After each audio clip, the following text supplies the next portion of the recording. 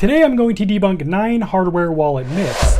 These myths don't only make me uneasy, as I'm sure they do you, but they also prevent us from using our wallet most effectively to protect our crypto. By knowing the truth, you will feel more confident using a hardware wallet, and you will be able to keep your crypto investments even more secure. Let's begin with myth number 1, which is that hardware wallets are immune to hacking. This is one of the most dangerous myths because no matter what we do, it makes us believe that as long as we're using our hardware wallet, we can't be hacked and our crypto is untouchable. The truth is, hardware wallets can still be hacked. However, it is very unlikely that you'll actually be hacked through digital or physical means, but rather it will come in the form of a scam. The most common scenario is when we give scammers access to our wallets, usually because we click on phishing links that are found on social media and Google search results. Once clicked, these malicious links ask us to approve a wallet connection, which then gives these scammers access to our wallet and thus all of our funds. That said, 99% of hacks and scams can be avoided by using a dedicated hardware wallet solely as a storage solution. That means you don't connect it to any sites to transact, you only use it to receive, hold, and send cryptos back to your transaction wallet if you want to buy something, or to an exchange if you want to cash it out for fiat. Now, the second myth is that all hardware wallets are created equally. Although most crypto wallets function the same, the components found in each device will differ by brand and even model. There are several security elements a hardware wallet may or may not have, such as a secure element chip, open source firmware,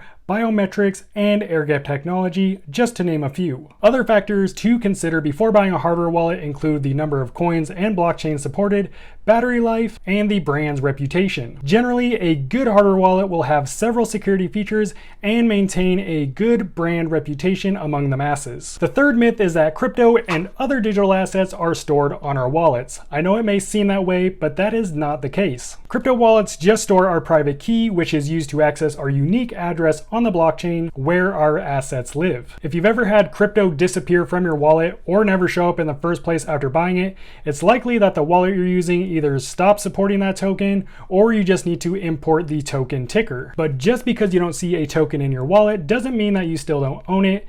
It just means that your wallet probably isn't displaying it. And that is exactly why myth number 4 is one of the most common misconceptions, and that is if your hardware wallet is damaged or lost, then so is your crypto. Because your hardware wallet doesn't actually store any crypto, even if you were to lose it or spill some coffee on it and completely ruin it, your funds still remain safe and in your possession, assuming you still have your wallet's seed phrase. Just about every hardware wallet has the option to import a seed phrase. By doing this, you regain complete control and access to any of your funds that may have been lost if your other hardware wallet was damaged. Of course, you'll have to buy a new hardware wallet, but it doesn't even need to be the same brand as long as it supports the coins that you own. And that's a perfect segue into myth number 5, which is that owning one hardware wallet is enough. It's true that owning one hardware wallet is better than having none. However, owning an extra backup hardware wallet is a must for me. And that's one reason why I have nearly 10 hardware wallets. Now, let's not get ahead of ourselves. Of course, you don't need 10 hardware wallets or even 3 hardware wallets.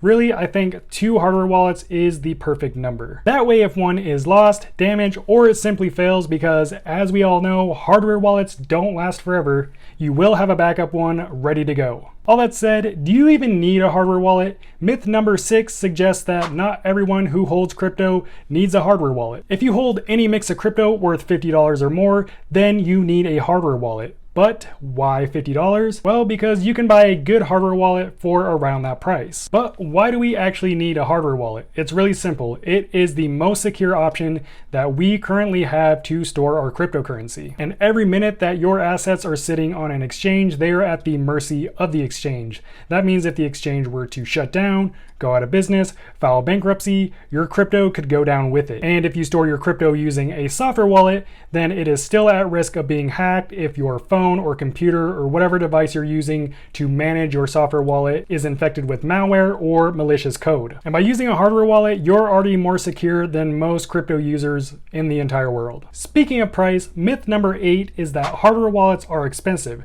Sure, some of them do cost a pretty penny, but that doesn't mean you have to buy a really expensive hardware wallet to get one that is reputable, that will secure your crypto. You can buy a really good hardware wallet for $70 to $150, and that that will get you all the security features you need, plus some premium features like a large touchscreen if that's something that you want. This video of my top hardware wallet picks has plenty of budget-friendly options, or just drop a comment and I can make some recommendations based on your needs. If you're enjoying this video, let me know by smashing the like button and subscribe for more videos just like this. That said, myth number 9 suggests that hardware wallets made in China are not to be trusted, and there is just no factual evidence or reason to believe that this is true. In fact, if I had to guess, most of the tech that you're using right this minute is probably made in China, or the parts are sourced from China, or other Eastern countries that are nearby. Nonetheless, if you're still hesitant to purchase a hardware wallet from China, then you can buy one that has open source firmware. At least this way, you'll know that there are no backdoors that aren't to be trusted. And to be honest, some of my favorite hardware wallets are made in China, such as Keystone and Ellipal,